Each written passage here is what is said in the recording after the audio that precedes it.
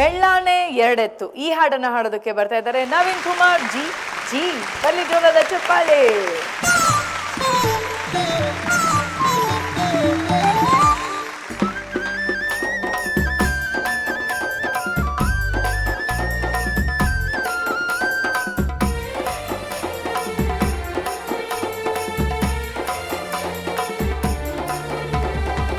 ಬೆಳ್ಳಾನೆ ಎರಡೆತ್ತು ಬೆಳ್ಳಿಯ ಬಾರುಗೋಲು, ಬೆಳ್ಳಾನೆ ಎರಡೆತ್ತು ಬೆಳ್ಳಿಯ ಬಾರುಗೋಲು, ಬಂಗಾರದ ಸೆಟ್ಟೆ ಬಲಗೈಲಿ, ಬಂಗಾರದ ಸೆಟ್ಟೆ ಬಲಗೈಲಿ ಹಿಡಕೊಂಡು, ಬಂಗಾರದ ಸೆಟ್ಟೆ ಬಲಗೈಲಿ ಹಿಡಕೊಂಡು, ಹೊನ್ನ ಬಿತ್ಯಾರೋ ಒಳಿಸಾಲ, ಹೊನ್ನ ಬಿತ್ಯಾರೋ ಒಳಿಸಾಲ.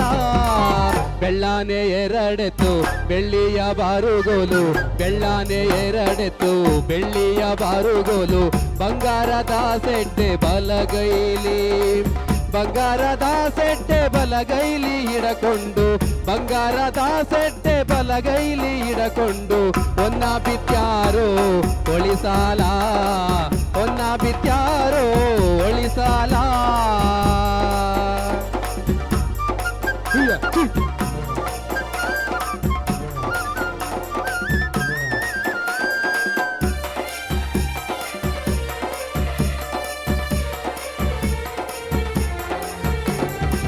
ಕರಿಯತ್ತು ಕಾಳಿಂಗ ಬಿಳಿಯತ್ತು ಮಾಲಿಂಗ, ಕರಿಯತ್ತು ಕಾಳಿಂಗ ಬಿಳಿಯತ್ತು ಮಾಲಿಂಗ, ಸರ್ದಾರ ನನ್ನೆತ್ತು ಸಾರಂಗ, ಸರ್ದಾರ ನನ್ನೆತ್ತು ಸಾರಂಗ ಬರುವಾಗ, ಸರ್ದಾರ ನನ್ನೆತ್ತು ಸಾರಂಗ ಬರುವಾಗ, ಸರ್ಕಾರವೆಲ್ಲ ನಲ್ಲೆಂದು ಸರ್ಕಾರವೆಲ್ಲ ನಡುಗೀತೋ.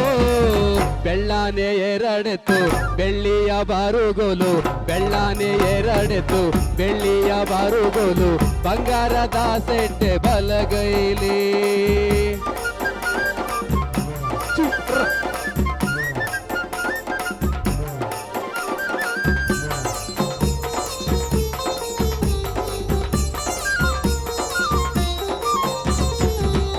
ವರ್ಷ ಹಂಗಾತು ಈ ವರ್ಷ ಹಿಂಗಾತು, ಆ ವರ್ಷ ಹಂಗಾತು ಈ ವರ್ಷ ಹಿಂಗಾತು, ಮುಂದಿನ ವರುಷ ಬೆಳೆ ಬರಲು, ಮುಂದಿನ ವರುಷ ಬೆಳೆ ಬರಲು ಬಸವಣ್ಣ, ಮುಂದಿನ ವರುಷ ಬೆಳೆ ಬರಲು ಬಸವಣ್ಣ. ಕೊಳ್ಳಾಗ ಬಂಗಾರದ ಸಿರಿಗೆಜ್ಜೆ, ಕೊಳ್ಳಾಗ ಬಂಗಾರದ ಸಿರಿಗೆಜ್ಜೆ. ಬೆಳ್ಳಾನೆ ಎರಡೆತ್ತು ಬೆಳ್ಳಿಯ ಬಾರುಗೋಲು, ಬೆಳ್ಳಾನೆ ಎರಡೆತ್ತು ಬೆಳ್ಳಿಯ ಬಾರುಗೋಲು, ಬಂಗಾರದ ಸೆಟ್ಟೆ ಬಲಗೈಲಿ, ಬಂಗಾರದ ಸೆಟ್ಟೆ ಬಲಗೈಲಿ ಹಿಡಕೊಂಡು, ಬಂಗಾರದ ಸೆಟ್ಟೆ ಬಲಗೈಲಿ ಹಿಡಕೊಂಡು, ಹೊನ್ನ ಬಿತ್ಯಾರೋ ಒಳಿಸಾಲ, ಹೊನ್ನ ಬಿತ್ಯಾರೋ ಒಳಿಸಾಲ, ಹೊನ್ನ ಬಿತ್ಯಾರೋ ಒಳಿಸಾಲ, ಹೊನ್ನ ಬಿತ್ಯಾರೋ ಒಳಿಸಾಲ.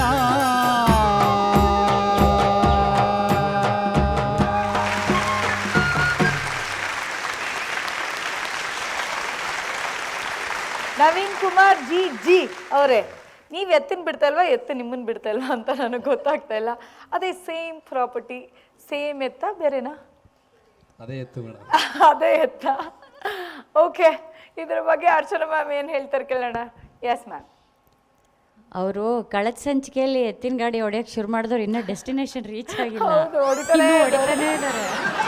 ಹೌದು.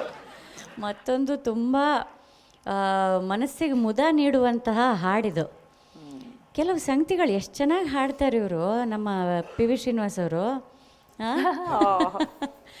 ಬಟ್ ಪಿ ವಿ ಶ್ರೀನಿವಾಸ್ ಅವರಿಗೆ ಇರುವಂತಹ ಶ್ರುತಿ ಶುದ್ಧತೆ ನಿಮ್ಮಲ್ಲೂ ಬರಬೇಕು. ತಾರರ ನಾನ ಅದೆಲ್ಲ ಎಷ್ಟು ಚೆನ್ನಾಗಿ ಹಾಡಿದ್ರು ಅವರು. ಕಷ್ಟ ಅದೆಲ್ಲ ಸಂಗತಿಗಳು. ಹೊನ್ನ ಬಿತ್ಯಾರೋ ಒಳಿಸಾಲ, ಹೊನ್ನ ಬಿತ್ಯಾರೋ ಒಳಿಸಾಲ. ಇಡೀ ಸಾಂಗ್ ಆಲ್ಮೋಸ್ಟ್ ಶಾರ್ಪಾಗೆ ಹಾಡಿದ್ರಿ, ಅಂದರೆ ಅವ್ರು ಕೊಟ್ಟಿರೋ ಶ್ರುತಿಗಿಂತ ಸ್ವಲ್ಪ ಎತ್ತರಿಸೇ ಹಾಡಿದ್ರಿ. ನೆಕ್ಸ್ಟ್ ಟೈಮಿಂದ ಎತ್ತು ಹೊಡೆಯೋದ್ರ ಜೊತೆ ಶ್ರುತಿನೂ ಕೇಳಿಸ್ಕೊಳ್ಳಿ, ಆಯಿತಾ? ಬಟ್ ಅದರ್ವೈಸ್ ತುಂಬ ಒಳ್ಳೆ ಪ್ರೆಸೆಂಟೇಷನ್ನು. ಖುಷಿ ಆಗುತ್ತೆ ನೀವು ಹಾಡ್ತಾಯಿದ್ರೆ, ನೋಡೋದಕ್ಕೆ ಎಷ್ಟು ಖುಷಿನೋ ಕೇಳೋದಕ್ಕೆ ಅಷ್ಟು ಅಷ್ಟೇ ಖುಷಿ ಕೊಡ್ಬೇಕು ನೀವು, ಆಯಿತಾ? God bless. Thank you ma'am. Vemgal sir. Naveen Kumar, ಯಾವಾಗಾದ್ರೂ ಎತ್ತಿನ ಗಾಡಿ ಓಡಿಸಿದ್ರಾ? ಹೊಡೆದಿದ್ದೀವಿ ಸರ್. ಓಕೆ, ಹಂಗಾರೆ ಅದಕ್ಕೆ ಚೆನ್ನಾಗಿ ಓಡಿಸ್ತಾ ಇದ್ದೀರಿ. ಓಡಿಸ್ತಾನೆ ಇದ್ದಾರೆ ಸರ್. ಮತ್ತೆ ಮುಂದೆ ಓಡಿಸೋದು ಬೇಡ, ಬೇರೆ ಬೇರೆ ಹಾಡುಗಳನ್ನು ಹಾಡಿ. ಇದು ಚೆನ್ನಾಗಿತ್ತು. 2 ಹಾಡು ಎತ್ತಿನ ಗಾಡಿ ಮತ್ತು ಎತ್ತುಗಳ ಬಗ್ಗೆ ಚೆನ್ನಾಗಿತ್ತು. ಒಳ್ಳೆ ಹಾಡು. ಮಧ್ಯದಲ್ಲಿ ಎಲ್ಲೋ ಒಂದು ಕಡೆ ಒಂದು ಚೂರು ಇದು ತಪ್ಪಿತು ಸಾಹಿತ್ಯ ಅಂತ ಅನ್ನಿಸ್ತಾ ಇದೆ ನನಗೆ. ಪರವಾಗಿಲ್ಲ, ಸಣ್ಣ ಸಣ್ಣ ತಪ್ಪುಗಳಾಗ್ತವೆ. ಚೆನ್ನಾಗಿ ಗಾಡಿ ಓಡಿಸಿದ್ದೀರಿ. ನಿಮ್ಮ ಗಾಡಿ ದೂರ ಸೇರಲಿ. ಮುನಿರಾಜು ಸರ್. ನವೀನ್, ಬಾಯಿಂದ ಬಾಯಿಗೆ ಬರಬೇಕಾದ್ರೆ ಅನೇಕ ಪದಗಳು ಬದಲಾವಣೆ ಆಗಿಬಿಟ್ಟಿರ್ತವೆ. ಈಗ ಬೆಳ್ಳಾನೆ ಎರಡೆತ್ತು ಬೆಳ್ಳಿಯ ಬಾರುಗೋಲು ಬಂಗಾರದ ಸೆಡ್ಡೆ ಬಲಗೈಲಿ ಹಿಡ್ಕೊಂಡು ಹೊನ್ನ ಬಿತ್ಯಾರು ಹೊಳಿಸಾಲ ಅಂತ ಹಾಡಿದ್ರಿ ಅಲ್ವಾ? ಏನದು ಹೊಳಿಸಾಲ ಅಂದರೆ? ಸರ್ ನಾವು ಫಸ್ಟೇ ಸಾಲ್ ಬಿಡ್ತೀವಿ ಸರ್, ಅಂದ್ರೆ ಸಡ್ಡೆ ಹಿಡ್ಕೊಂಡು ಅದಕ್ಕೆ ನಾವು ಕಾಳು ಹಾಕ್ತಾ ಇರ್ತೀವಿ ಸರ್. ಹೌದು, ಅಲ್ಲಿ ಸಾಲ್ ಮುಂದೆ ಗೊತ್ತು. ಮುಂದೆ ಏರ್ ಹೆಂಗ್ ಹೋಗುತ್ತೆ ಅದಕ್ಕೆ ಸಾಲ್ ಹೋಗ್ತಾ ಇರ್ತದೆ ಸರ್. ಅದನ್ನ ಹೊಳಿಸಾಲ ಅಂತ ಹೇಳ್ತೀವಿ. ಹೊಳಿಸಾಲ ಅಂತ ಹೇಳ್ತೀವಿ. ಹಾ ಸರ್, ಸಾಲ್ ನಾಟಿ ಅಂತ ಹೇಳ್ತೀವಿ ಅದನ್ನ. ಹಂಗೆ ಅದು ಹೊಳಿ ಸಾಲು ಸರ್, ಸಾಲನ್ನ ಬಿಡ್ತಕ್ಕಂಥದ್ದು ಅಂತ. ಸಾಲು ಹೊಳಿಸಾಲ. ಓಕೆ, ಸರಿ, ಅದು ಚೆನ್ನಾಗಿ ಕರೆಕ್ಟಾಗಿ ಅರ್ಥ ಮಾಡ್ಕೊಂಡಿದ್ರಿ. ಅಥವಾ ಇನ್ನೊಬ್ರು ಬೇರೆಯವರು ಯಾವ ಥರ ಆಡ್ತಾರೆ, ಹೊಡಿ ಸಾಲ ಹೊಡಿ ಅಂತಲೂ ಹೇಳ್ಬೋದು. ಹೊಡಿ, ಆ ಸಾಲು ಹೊಡಿ ಒನ್ನ ಬಿತ್ತುತ್ತಾರೆ ಅಂತ ಹೇಳ್ಬೋದು. ಓಕೆ, ಇರಲಿ. ಈ ಬಸವಣ್ಣನ ಹಾಡುಗಳ ಬಗ್ಗೆ ನಾನು ಸಾಕಷ್ಟು ಸರಿ ಅನೇಕ ಕಥೆಗಳನ್ನ ಹೇಳಿದ್ದೀನಿ, ಪುರಾಣದ ಕಥೆಗಳನ್ನೆಲ್ಲ ಹೇಳಿದ್ದೀನಿ. ಹೇಗೆ ಬಸವಣ್ಣ ರೈತನ ಮಿತ್ರ ಆದ, ಹಾಗೆ ಹೀಗೆ ಅಂತೆಲ್ಲ.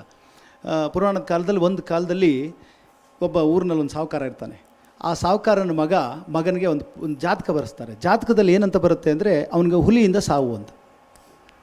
ಹುಲಿಯಿಂದ ಸಾವು ಅಂದರೆ ಅವ್ನು ಭಾಳ ಎಲ್ಲ ಅವನ್ನ ಕಟ್ಟಾಕಿ ಎಲ್ಲೂ ಬಿಡ್ದಂಗೆ ನೋಡ್ಕೊಂಡಿರ್ತಾರೆ.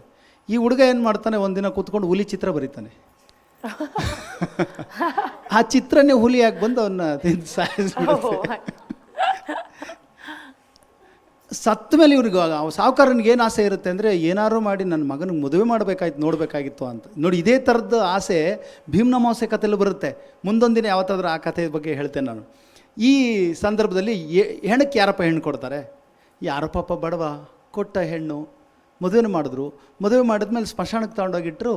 ಅಲ್ಲಿ ಎಲ್ಲ ಮನೆಗೆ ಮಳೆ ಅದು ಇದು ಬಂತು, ಎಲ್ಲ ಬಿಟ್ಟು ಹೊರಟ್ಬಿಟ್ರು. ಈ ಪಾಪ ಹೆಣ್ಮಗಳು ಹೋಗಿದ್ಲಲ್ಲ ಅಲ್ಲಿಗೆ, ಅವಳೇನು ಮಾಡಿದ್ಲು, ಒಂದು ಮಣ್ಣಲ್ಲೇ ಒಂದು ಬೊಂಬೆ ಮಾಡ್ಕೊಂಡು ಕೂತ್ಕೊಳ್ಳು ದೇವ್ರನ್ನ ಪೂಜೆ ಮಾಡೋಕ್ಕೆ. ಅದು ಎತ್ತಿನ ಆಕಾರದಲ್ಲಿ ಬಂದಿತ್ತು, ಮಣ್ಣಿನ ಎತ್ತದು. ಆ ಮಣ್ಣಿನ ಎತ್ತಿಗೆ ಶಿವ ಒಲ್ದು ಬಂದು ಆಕೆಗೆ ಗಂಡನ ಬದುಕಿಸ್ಕೊಟ್ಲು. ಅವತ್ತಿಂದ ನಮ್ಮ ಜನ ಮಣ್ಣಿನ ಎತ್ತನ್ನು ಅಮಾವಾಸ್ಯೆ ಅಂತ ಮಾಡ್ತಾರೆ ಉತ್ತರ ಕರ್ನಾಟಕದಲ್ಲಿ. ಮಣ್ಣೆತ್ತಿನ ಅಮಾವಾಸ್ಯೆ ಮಾಡಿದ ದಿನ, ಅವತ್ತಿನ ದಿನ ಕೆರೆಗೆ ಹೋಗಿ ಮಣ್ಣನ್ನು ತಂದು ಮಣ್ಣನ್ನು ಬೊಂಬೆ ಮಾಡಿ, ಎತ್ತಿನ ಬೊಂಬೆಗಳು ಮಾಡಿ, ಆ ಸಂಜೆ ಹೆಣ್ಮಕ್ಳೆಲ್ಲ ಬಸವಣ್ಣನ ಬಗ್ಗೆನೇ ಹಾಡುಗಳನ್ನ ಹಾಡಿ, ಅದು ಸ್ಪರ್ಧೆ. ಅದು ಬಸವಣ್ಣನ ಬಗ್ಗೆನೇ ಹಾಡಬೇಕು. ಇಂಥ ಹಾಡುಗಳನ್ನೆಲ್ಲ ಆವಾಗ ಹಾಡ್ತಾಯಿದ್ರು. ಆಗ್ಬೋದಲ್ಲ? ಹಿನ್ನೆಲೆ ಇದೆ ನೋಡಿ, ಈ ಥರದ ಹಾಡುಗಳೆಲ್ಲ ಹಾಡಿದ್ರಿ. ಆಮೇಲೆ ಸೆಕೆಂಡ್ ಚರಣದಲ್ಲಿ ಅದು ಸಾಹಿತ್ಯ ಏನು ಗೊತ್ತಾ, ಸರ್ಕಾರ ಅಲ್ಲ ಅದು, ಸರ್ಕಾರ ಸರದಾರ ಬರುವಾಗ ಹಾಡಿ. ಸೆಕೆಂಡ್ ಲೈನ್ ಹಾಡಿ. ಕರಿಯತ್ತು ಕಾಳಿಂಗ ಬಿಳಿಯತ್ತು ಮಾಲಿಂಗ, ಸರದಾರ ನನ್ನೆತ್ತು ಸಾರಂಗ, ಸರದಾರ ನನ್ನೆತ್ತು ಸಾರಂಗ ಬರುವಾಗ ಭೂಮಂಡಲವೆಲ್ಲ ನಡುಗೀತೋ, ಭೂಮಂಡಲವೆಲ್ಲ ನಡುಗೀತೋ ಅಲ್ವಾ? ಧನ್ಯವಾದಗಳು. Thank you. ಎತ್ತುಗಳ ಸರದಾರ ನವೀನ್ ಕುಮಾರ್ ಜಿ. ಮುಂದಿನ ಸಂಚಿಕೆಗೆ ನಿಮಗೆ ಗುಡ್ ಲಕ್ಸ್. ತಗೊಳ್ಳಿ.